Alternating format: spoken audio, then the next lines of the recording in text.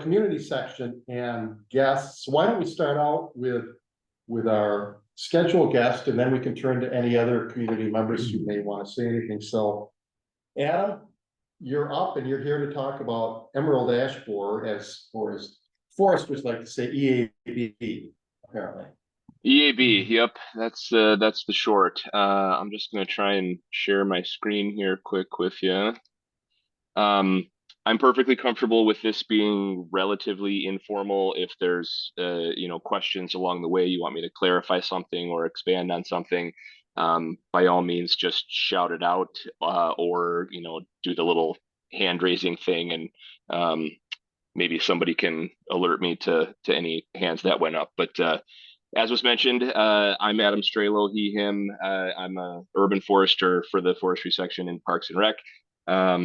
I took over for the EAB management program when Rachel Coyle, now Rachel Jongo Ward, got moved up into a supervisory role. I sort of took over her role in managing that program. I've been in the forestry section now for about 5 years. The other side of my job is coordinating stump removals, both for the EAB program, but also for all of our citywide stuff. So we can just jump right into it. So by now, most people are familiar with what this insect is. The beetle doesn't do much damage as the larvae under the bark. They don't have any native predators, so there was no coevolution of any sort of checks and balance system with it, as it is a non-native species. The DNR has had limited success with some parasitic wasp releases. I say limited because there's not a whole lot of data with any actual reduction in numbers. It is pretty difficult to measure that. I know attempts were made to measure after the polar vortex a few years ago, because it was generally expected that some percentage of the insects had actually died because of that extreme cold. I might get into a little bit more of that later on. It is mentioned on another slide. So pre-EAB, we had over 27,000 right-of-way ash trees within the city, greater than 4,000 in the parks. It is largely unknown what the private numbers are. That'll come up in another slide, but there have been some estimates in the 40,000 plus range for private ash. So that will and is very quickly becoming a pretty significant problem that the city is hoping, to address in some way. The conversations are happening. It's unknown what that might look like at this point, but those conversations are happening. Unmaintained public property, we are doing surveys in some woodline parks for ash trees that might fail into maintained areas. But again, those numbers are largely unknown, and we're sort of addressing those as we're able to do the surveys. In total, we have over 800 miles of streets in the city, so it's a pretty large resource that we've had to keep tabs on specifically. We're going on 15 years of management. The first find was in 2009, but it's thought that it was actually in the city up to 5 years before that. The trouble with EAB is that symptoms aren't seen until 3 to 5 years after the insect is there, which makes management kind of difficult, because once you see visually what the signs are, the infestation is already kind of there. So that's a unique and difficult issue that we've faced. We went the removal and replacement route with a little bit of insecticide treatment thrown in. So from the get-go, that insecticide treatment was, and I think a lot of people are familiar with this term now because of COVID, we were trying to slow the spread. It was never meant to be continued long-term or indefinitely. We chose a longer treatment cycle than is recommended for the general public. If you intend to keep an ash tree long-term through treatment, 2 years is the recommended interval. We chose 3 to sort of stretch our limited budget, knowing that we're just buying time. And this year, and I'll expand on that a little bit, but this year saw the last removals of those trees that were previously treated as part of our program, and they were all starting to decline pretty rapidly as well, even though they had been treated. So this is kind of a familiar sight now. That bark blonding is what we call it. I mean, we had streets where there were 50 trees in a 2-block stretch, and every single one of them looked like this. It's pretty stark. It happens rather quickly. And at this point, we got questions a lot. You know, where are your test results? What lab are you sending these samples to confirm these infestations? It's like, well, these signs are so noticeable. They're so out there and in your face that, you know, my answer is it's kind of an irresponsible use of money to send in samples when you can 100% confirm an infestation with signs like this. Way back in 2011, we were using binoculars looking for splits in the bark. Way up in the upper canopy, we were peeling pieces of bark off looking for them. By 2014, you had, I believe this picture is from 2014, there were local infestations. This one was from the west side. And by 2018, you no longer need any tools. All you need is a pair of eyes and a can of green paint, because it's this obvious. All the streets didn't look like this because we were treating a subset, but it was visually, you know, quite concerning. And at this point, people really started to take notice. Quick little timeline for us. As I mentioned, you know, it sort of dates back. We estimate almost all the way back to 2004, 2005. It took a solid, you know, 10 years before we considered half of the city infested. But then in only another 2 years to go from 50% to 100%. So the insect follows this exponential curve, and once you get near the top of that peak, boy, the mortality rates really sort of skyrocket. Maybe relevant to our discussion today, 2021, the city partnered with the Port Authority to get some extra funding to expedite things. Really what that allowed us to do is focus our own internal budget on expediting the removals, and then using that new funding partnership to expedite specifically the stump grinding and the replanting. So in that 2018 to 2020 range, it was a 3-year process. We would take down the tree in the first year, grind the stump the second year, and replace the tree the third year. And the last, like 2022, when we were really able to sort of catch up, we're now on to 1 year. So the removals that happened this year, specifically in that structured removal program, so there's those large scale block removals, we're able to grind and replant all of those trees that we cut down in 2024. I have a map coming up a little bit later, but we're able to replant all of those within this calendar year. So the funding has really been a big help for us to not only catch up on some backlog, but do things as expeditiously as possible. So 2019, we took down roughly 3,400 ash citywide. 2020 was 3,500. 2021 was 3,700. 2022 was 3,300. Last year, we bumped it up to 3,700 again. And then this year, 2024, the last 1,000 came down.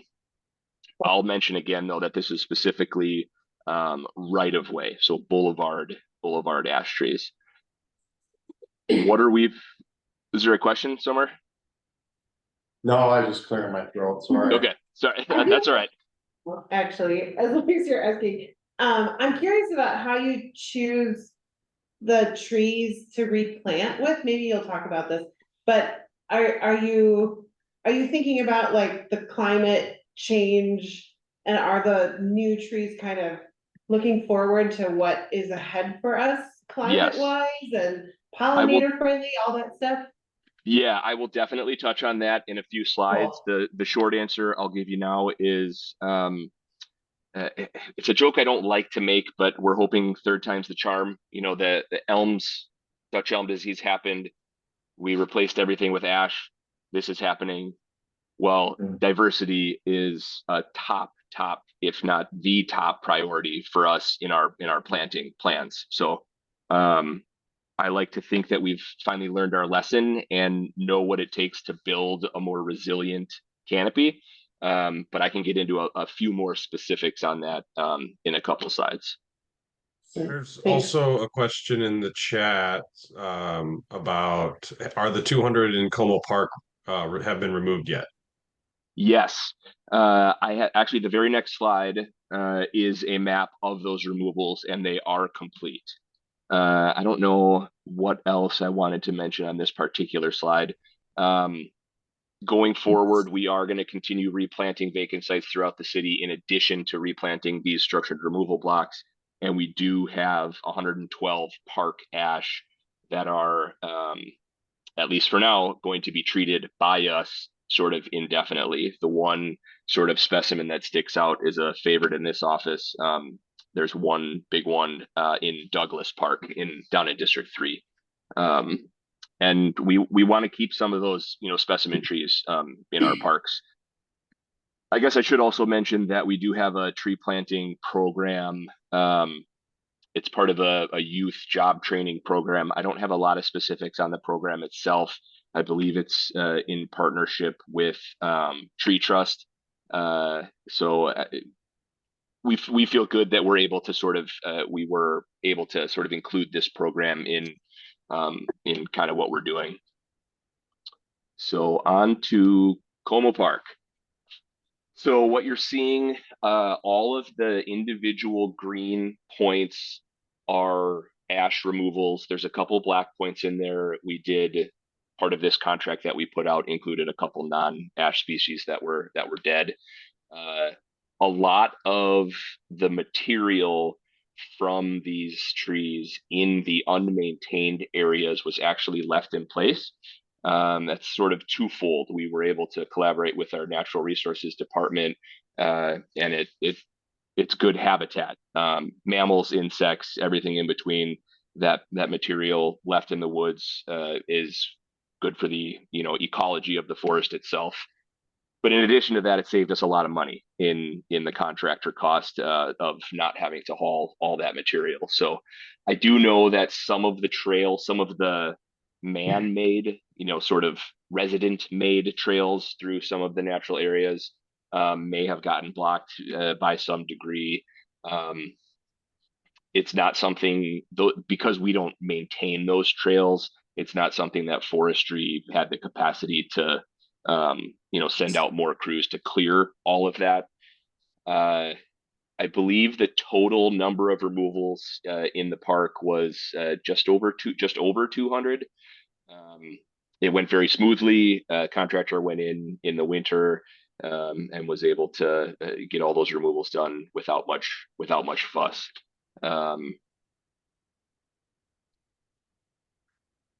This is 2024. So this is our structured removal plan for this year. And really what I should say was our structured removal plan for this year, because it's about 98% done. All of this is a screenshot actually out of our inventory. Each orange dot is a stump. And what you'll notice is, let's see if I can get my cursor out here. There's only one block left. Actually, it's 3 or 4 blocks. One stretch on Wellesley, because it was adjacent to a school. So we're going to wait until I think it's the 25th of this month, spring break for that school, and then we'll come through and finish that block. But of the 1,000 roughly trees we had scheduled for this year, there's only about 50 left adjacent to that school. So we hesitate to call the program done because obviously we're 50 short, but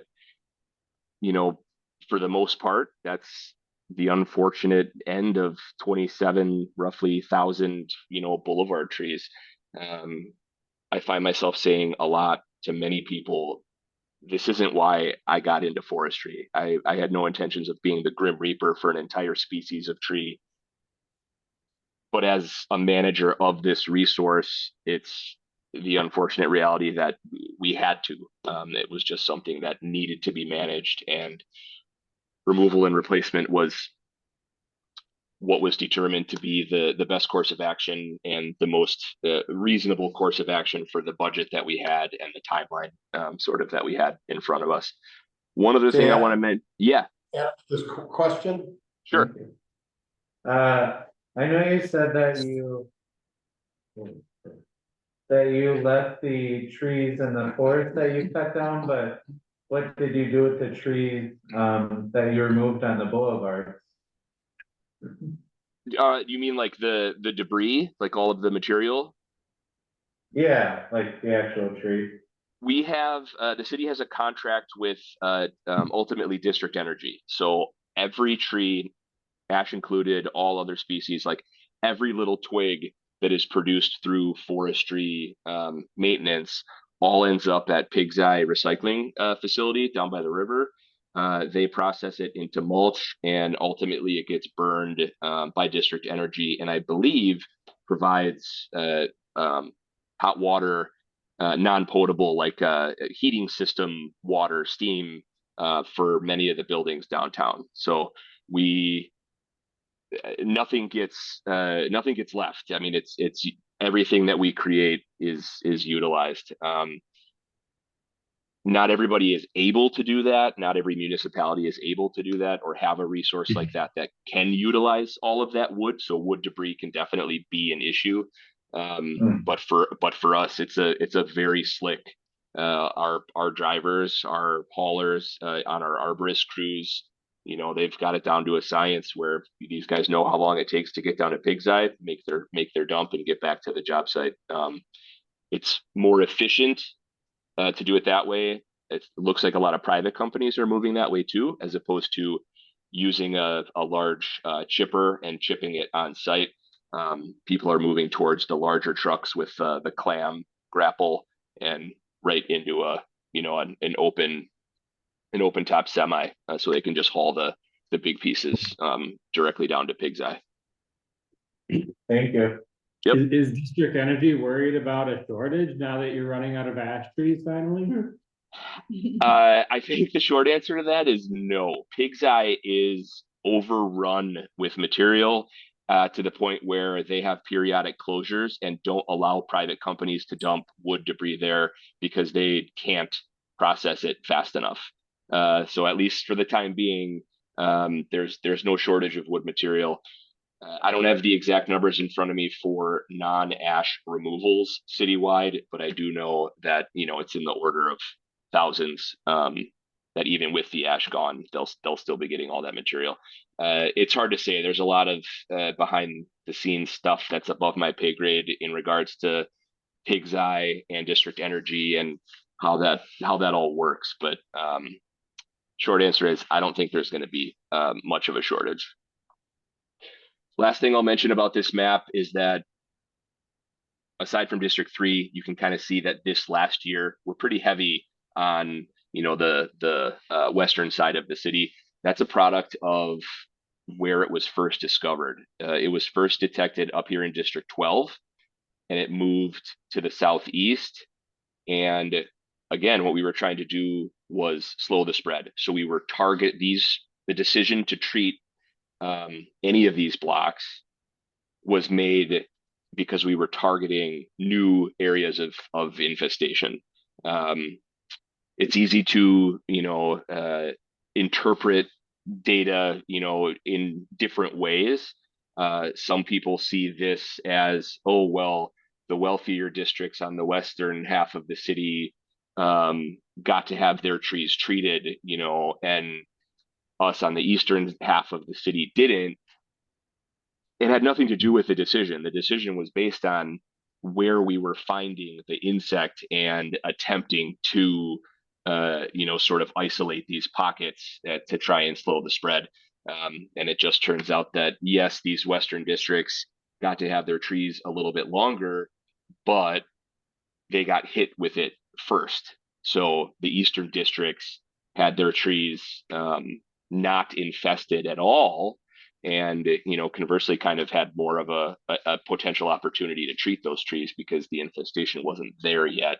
But it is kind of an interesting thing when you kind of look at it year by year where it ends up. This map mirrors very closely the treated blocks, because this is the final year, we're finally getting around to removing those last blocks, which mostly end up being previously treated blocks.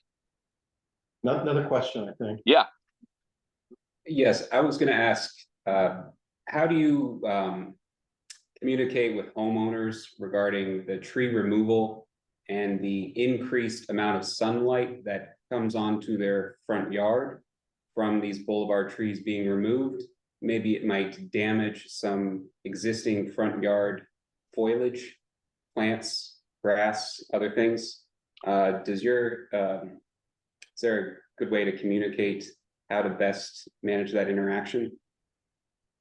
We have found through 15 years of doing this that there isn't one perfect way to communicate information with such a large number of residents. In the early days, we were doing quite a few town hall style meetings in I believe at one point Rachel mentioned she had done a town hall style meeting in every district multiple times. As the years sort of dragged on, the attendance on those, it would dwindle to the point where it didn't seem beneficial anymore because people weren't showing up. So we switched to mailers. And as long as I've been sort of managing this program, we've been doing postcards as well as some letters. The push that we had to communicate really came when we ultimately decided to discontinue our own internal treatment program. So we had several mailers that we did actual, full-size letters communicating exactly what our plan was, giving people the option to take over the treatment of their tree in order to keep it. Really all of the basics of what we were intending to do, hoping that we did it early enough that it gave people enough time to actually address it. Did any of those mailers specifically address somebody's front yard shade, shade tolerant garden being adversely impacted? Not really. Really, all of the communication that we've done via those mailers has been, this is what we're doing. This is when your tree is coming down. This is why it's coming down. Here's our website where you can get more information. And then sort of all of those sort of subsequent details of, the impacts, not just a shade garden in the front, but potential increase in heating or air conditioning costs, things of that nature, which is very related to your question. There wasn't really an avenue in those mailers to specifically address all of those things. We really tried to focus on alerting people to, this is happening, but this is what you can do about it if you want to. And this is when it's happening, so when you can do what you choose to do in time.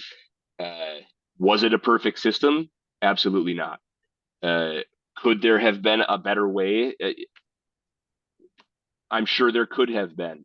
But we mailed out enough things that I felt confident that we were really driving home the point to these folks who lived directly adjacent to these ash trees that big changes were coming, but they had an opportunity to sort of think critically about it.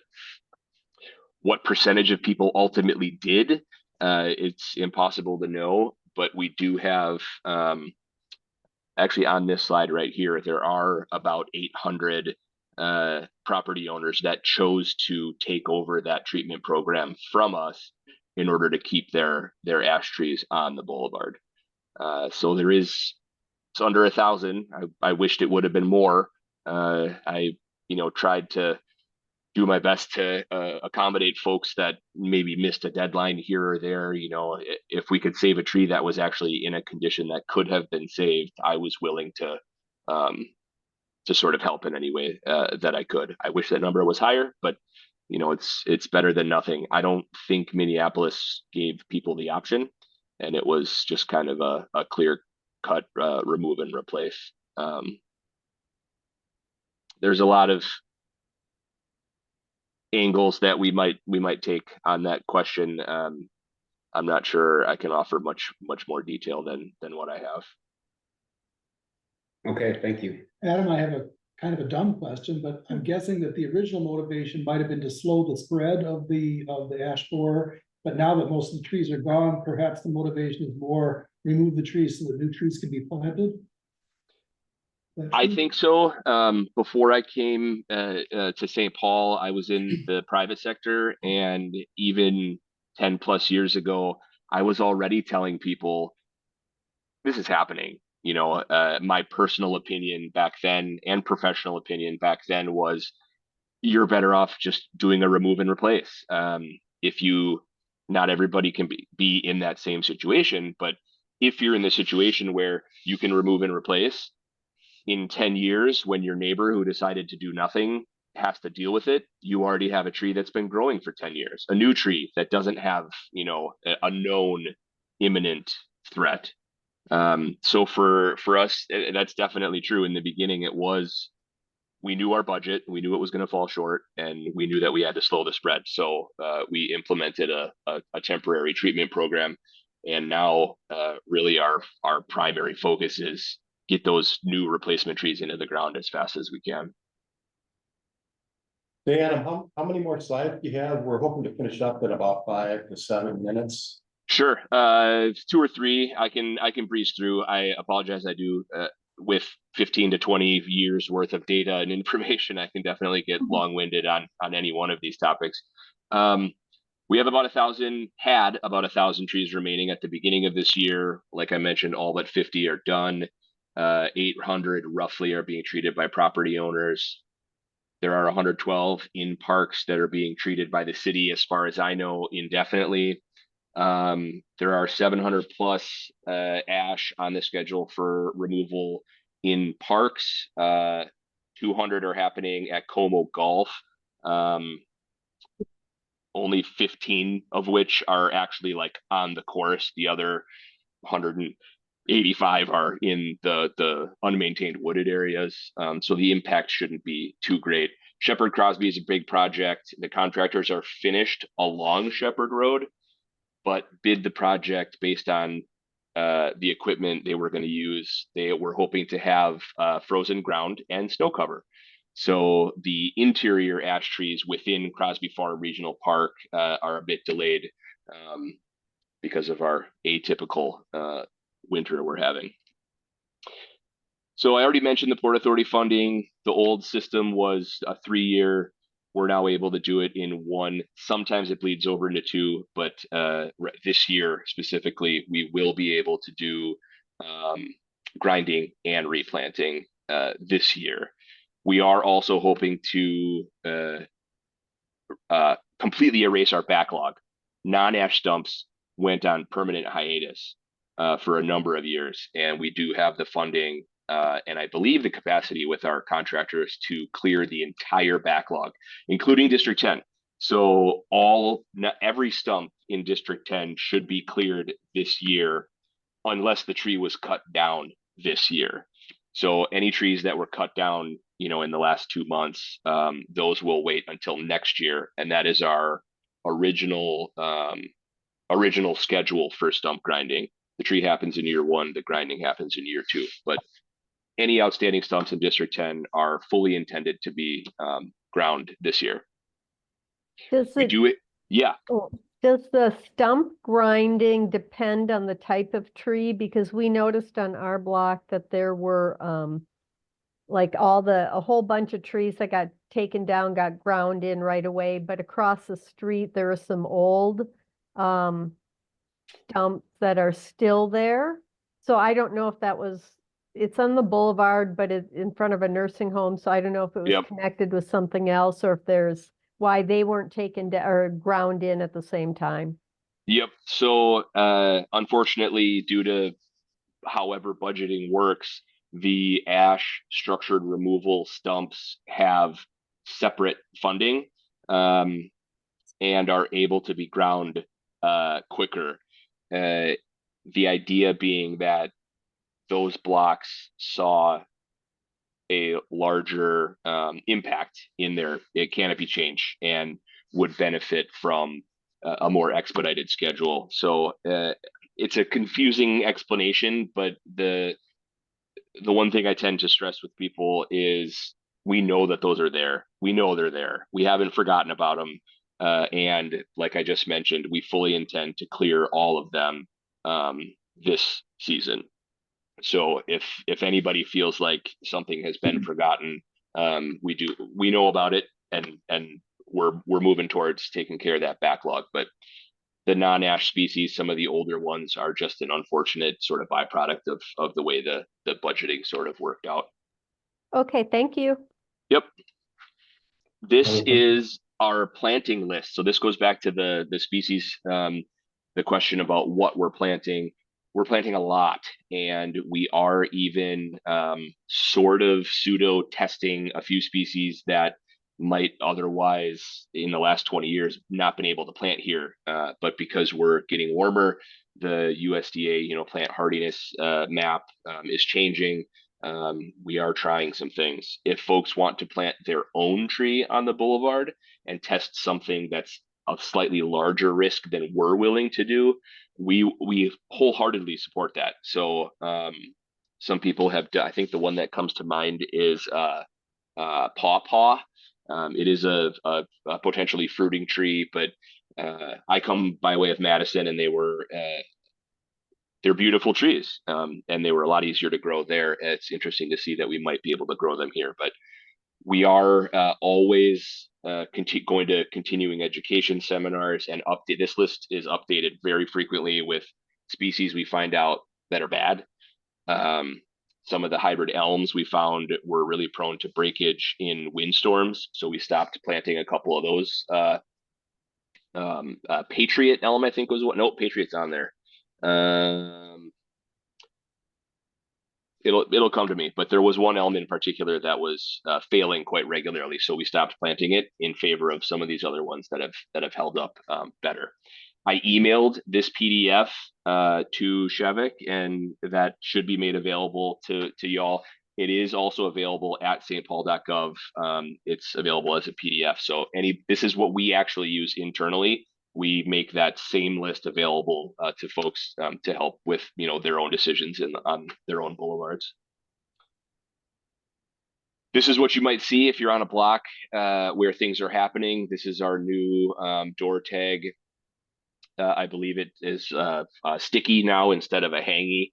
So keep your eye out for that come spring. I think we're going to start doing that in the next couple of weeks. I think our contractor wants to start planting right away in April. We do have free watering bags available, the green gator bags that go around the trunk. All you got to do is give us a call, and we'll have somebody drop one off free of charge. Private property, I think, is the last big thing that I will touch on. It's a huge problem. The estimates are massive. There is a pretty significant inequity in property owners' abilities to actually pay to have these taken down. The ash pictured here has red paint on it because it was condemned under our dangerous tree ordinance. And that's why it's red and not green like we normally use. So this is on private property. If a complaint was filed, we go out and inspect, and if it does meet our criteria under our dangerous tree ordinance, we will condemn it. That property owner then has to essentially foot the bill for taking it down. The only program that exists right now to help with that process is if a particular property owner can't afford it, or even if they can and they decide they don't want to deal with it, we will dispatch our contractors to take care of it and then that cost is assessed on that property's taxes.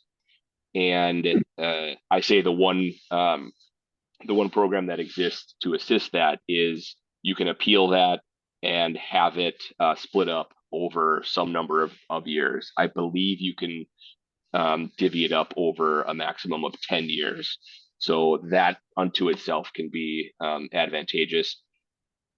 I know that people in the city want to be able to do more, and I touched on it earlier. I know those conversations are happening. I have no details of what a program might look like, but I do know that we collectively as the city managers of this resource want to be able to assist. They're really dangerous. If you don't already know, they get really brittle when they die, and they just tend to start falling apart. Unlike a dead elm, which could stand totally upright and never lose a branch for 10 years, before anything happens. A tree that looks like this, I mean, you get a cross breeze and there's branches that are going to be falling out of it. So the particular species, the biology of the wood itself makes this particularly difficult to manage because they become very dangerous very fast. Adam, Yeah. Adam, I'm gonna put something on your radar as far as like help for property owners. I'm on the District 10 board, but I work for District 11. Okay. I work at HMC, and we have a grant this year. It's a 3-year grant that we got through the DNR. I think they got federal money to assist low-income folks with tree, like specifically EAB tree removals. And so we are working with them, and we're actually trying to leverage that into some more funding, and specifically offering this to low-income seniors in our neighborhood, working in partnership with another organization. So we will be able to do, it doesn't sound like a lot, but we'll be able to, like, this money will pay for at least 21 tree removals, maybe more over the course of 3 years. And then we have like a pretty robust replanting program. So we'll Awesome. Over the last couple of years, we've replanted I think 120 trees in the neighborhood. Cool. Yeah, so anyway, there's like those kinds of partnerships happening, and that DNR money good specifically aimed at like small community organizations like ours who could do like essentially do the work of like find the people who qualify for this and like help organize it and work with local arborists to make it happen. Yeah, so. that sounds great. I mean, it's really daunting for us because we see the citywide numbers. Yeah. We've been in contact with Minneapolis. They condemned 4,500 private ash trees last year. And to hear you say 20, this will cover 21 trees, as a citywide, the bigger picture, that's a drop in the bucket and we need to do more. But it is really good to hear that there are some things happening on a more localized level. Can we connect on that maybe next week or something, and maybe chat about that a little bit more? Yeah, cool. Absolutely. I'll tell you all about it. All right, Awesome. so we have, I believe, one more question and then we can wrap up. Sure. Yes, one more question. If a homeowner wanted you to expand the grinding of the stump beyond the stump surface, but maybe to include the entire drip line of the old tree, would you be able to till/stump that fill that's in the boulevard now? Maybe make it a bit more permeable, if that's possible. Yeah,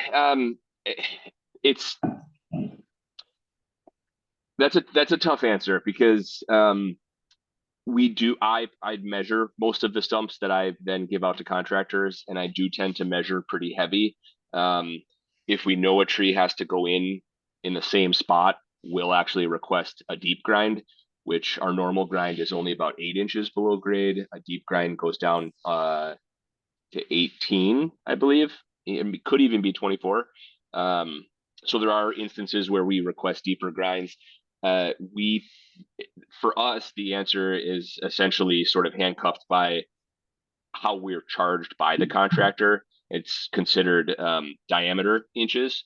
So if we added even just in one direction, another 3-4 feet to get a wider grind, it doesn't matter that it's only say a couple foot wide boulevard space, the fact that we went so far in both other directions ends up being kind of cost prohibitive for us. It's not unheard of that residents speak with our grinders when they are on site and work something out to get more than what, you know, maybe we on our official list, you know, requested from the grinder. I know some of our grinders have gotten in situations where they've actually done a private stump for somebody that happened to, you know, be home when they were working. Our process does include the flare, which is where the stump kind of splays out, as well as surface roots. So if there are exposed surface roots, I do measure that, and I do expect my grinders to take care of those. But it's not a affordable practice for us to be grinding a sort of a full depth, you know, of the whole section of the boulevard.